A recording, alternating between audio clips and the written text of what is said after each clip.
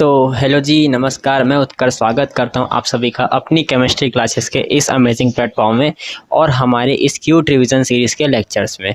तो आज हम यहाँ पर कौन सा चैप्टर करने जा रहे हैं? इलेक्ट्रोकेमिस्ट्री। तो चलिए देखते हैं। यहाँ पर हम electrochemistry deals with the interconversion of chemical and electrical energy. Okay, electrochemical cell के बारे में सबसे पहले जान लो।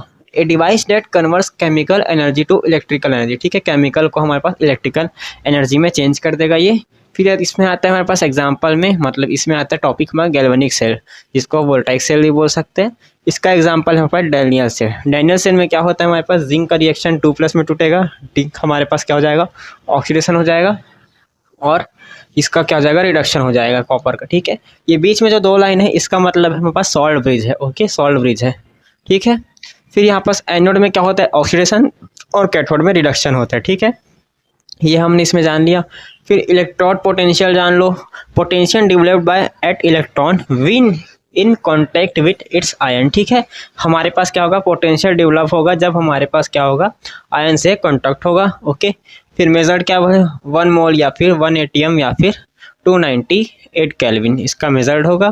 फिर इलेक्ट्रोमैग्नेटिक फोर्स ऑफ सेल देख सकते हैं। ठीक है, E naught cell is equal E naught cathode minus E naught anode, इसका हमारे पास फॉर्मूला निकल के आता है। अगर ई नॉट सेल का वैल्यू क्या है, 0 से ज़्यादा है। ठीक है, 0 से ज़्यादा है तो रिएक्शन क्या, स्पॉन्टेनियस होगा। ओके, फिर यहाँ पास नॉनेस्ट इक्वेशन आते हैं हमारे पास, इसका फॉर्मूला देख लो। ई नॉट सेल मतलब E cell is equal E naught cell minus क्या है, 0.059 अपॉन एन। ठीक है, इसके बाद इनटू में है लॉग क्यू। वेयर देखा जाए तो एन क्या है, number of electrons transferred. Okay, फिर क्या है, क्यू का है रिएक्शन कॉन्टिनेंट। ओके, फिर आता है electrolysis sorry, chemical change caused by passing electric current. ठीक है, हमारे पास क्या है, इलेक्ट्रिक करंट जब आप यहाँ पास पास करते रहोगे तो क्या है, हमारे पास केमिकल चेंज होगा। तो इसमें हमारे पास टॉपिक आता है फैराडेस लॉ। फैराडे का फर्स्ट लॉ आता है हमारे पास, मास इज डायरेक्टली प्रोपोर्शनल क्या है, चार्ज पास। ठीक है, जितना मास बढ़ेगा उतना चार्ज पास भी बढ़ते जाएगा। फिर सेकेंड लॉ आता है इसी फैराडे का,